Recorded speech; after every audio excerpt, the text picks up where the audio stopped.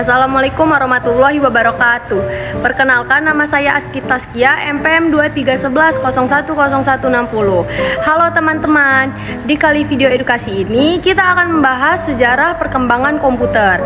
Nah, udah pada tahu belum nih kita akan bahas sejarah perkembangan komputer dari mana aja? Oke, kita kali ini akan membahas sejarah perkembangan komputer dari generasi pertama, kedua, ketiga, keempat, hingga kelima, sampai jenis-jenis komputer teman-teman. Sejarah perkembangan komputer itu kaya banget teman-teman. Awalnya komputer itu cuma mesin-mesin sederhana buat hitung-hitungan matematika aja, kayak mesin hitungan Pascal sama mesin analitik punya Charles Babbage. Tapi abis itu di abad ke-20 ada perkembangan gede banget dengan adanya penemuan tabung vakum. Itu yang bikin kita mulai bisa mengerancang komputer elektronik.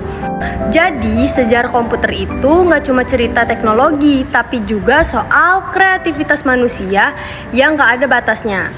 Dari ide yang kompleks, setiap langkah dalam sejarah komputer bahwa kita lebih dekat ke masa depan yang penuh dengan peluang baru.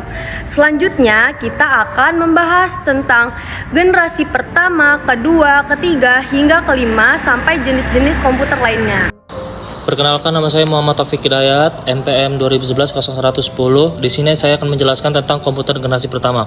Komputer generasi pertama menggunakan beberapa tabung vakum yang besar dan kompleks, seperti dioda kristal, relay, resistor, dan kapasitor yang membutuhkan daya listrik sebesar 150 kW UNIVAC 1. Komputer generasi pertama dikarakteristikan dengan keistimewaan yang ENIAC, tabung hampa udara sampai tahun 1950. Beberapa komputer lain menggunakan tabung tersebut. Setiap komputer memberikan kemajuan yang berarti dalam pengembangan komputer.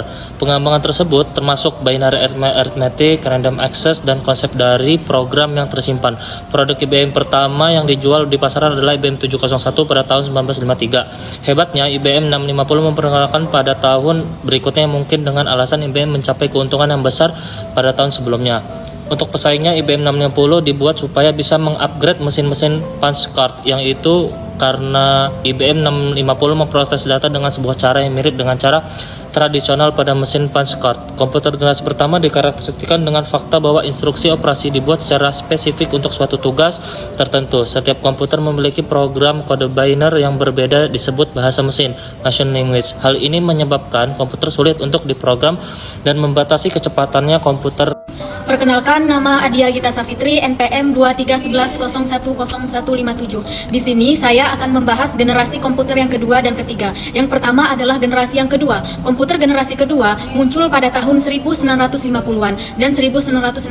Komputer ini lebih kecil, lebih cepat, dan lebih terjangkau dari generasi sebelumnya. Komputer generasi kedua menggunakan transistor menggantikan tabung vakum. Pada tahun 1948, penemuan transistor sangat mempengaruhi perkembangan komputer. Transistor menggantikan tabung vakum di televisi, radio, dan komputer. Transistor mulai digunakan di dalam komputer mulai pada tahun 1956. Komputer generasi kedua menggantikan bahasa mesin dengan bahasa assembly. Salah satu contoh penting komputer pada masa ini adalah IBM 1401 yang diterima secara luas di kalangan industri. Pada tahun 1965, hampir seluruh dunia bisnis besar memakai komputer generasi kedua sebagai alat memproses informasi keuangan perusahaan. Komputer sudah memiliki sistem operasi pada generasi ketiga. Berbagai bahasa pemrograman dimulai dikembangkan. Generasi ketiga, komputer generasi ketiga muncul pada tahun 1960-an dan 1970-an. Komputer ini lebih kecil, lebih cepat, dan lebih efisien daripada generasi sebelumnya. Komputer generasi ketiga menggunakan sirkuit terpadu untuk menggantikan transistor. Komputer generasi ketiga dicirikan dengan penggunaan integrated circuit yang menggabungkan beberapa transistor di dalamnya. Jack Kilby, seorang insinyur di Texas Instruments, mengembangkan sirkuit terintegrasi mengkombinasikan tiga komponen elektronik dalam piringan silikon kecil yang terbuat dari pasir kuarsa. Kemajuan komputer generasi ketiga adalah penggunaan sistem operasi operating system. Generasi ketiga membawa ke perkembangan sistem operasi yang dikenal menggunakan apa yang disebut baris perintah. Perkenalkan, nama saya Aisyah Karima Alia Hania, NPM 2311010165. Baik, saya akan menjelaskan tentang sejarah komputer generasi keempat. Komputer generasi keempat muncul pada tahun 1980-an dan seterusnya. Komputer ini lebih kecil, lebih cepat, dan lebih terjangkau daripada generasi sebelumnya. Komputer generasi keempat menggunakan mikroprosesor untuk menggantikan sirkuit terpadu. Komputer generasi keempat atau dikenal dengan komputer mikroprosesor dibuat untuk menyempurnakan komputer generasi sebelumnya.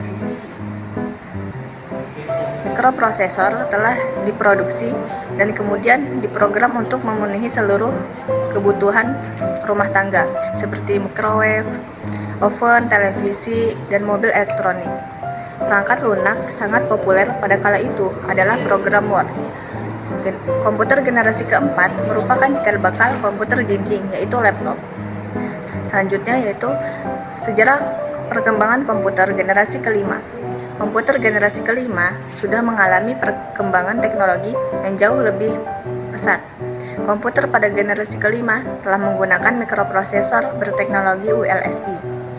Teknologi ULSI, yaitu Ultra Large Scale Intelligence, adalah cara untuk membuat komponen elektronik sangat kecil dan padat.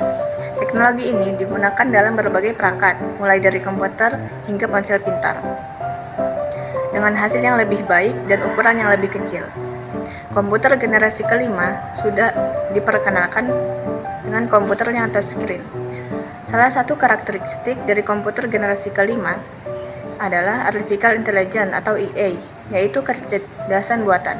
EA dibuat sebagai kemampuan sistem untuk menafsirkan data eksternal dengan benar. Perkenalkan, nama saya Dimas Rusamana Putra, NPM 2311010042. Di sini saya akan menyampaikan jenis-jenis komputer. Yang pertama itu ada PC atau personal komputer. Personal komputer merupakan sebuah komputer yang penggunanya secara pribadi. Komputer jenis ini biasanya ada di rumah pribadi, toko, konter, dan lainnya yang bersifat pribadi. Yang kedua itu ada komputer server. Komputer server merupakan jenis yang orang rancang secara khusus agar bisa memberikan layanan pada perangkat lain lewat jaringan internet. Nah, kemudian yang ketiga itu ada komputer desktop.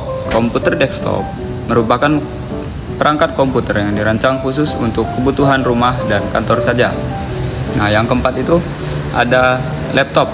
Laptop merupakan evolusi dari jenis komputer desktop, di mana semua ukurannya menjadi lebih kecil, dari keyboard, CPU, dan juga monitornya.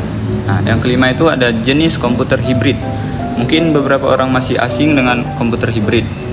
Ini merupakan sebuah tipe komputer yang mendapatkan rancangan khusus dari pembuatannya sehingga bekerja secara kuantitatif atau kualitatif. Yang keenam itu ada superkomputer. Superkomputer merupakan jenis perangkat komputer yang berdasarkan ukuran dan kapasitasnya sangat besar. Jenis ini umumnya orang peruntukan untuk pengerjaan dan pengelolaan data raksasa atau big data. Nah, yang tujuh itu ada komputer mainframe.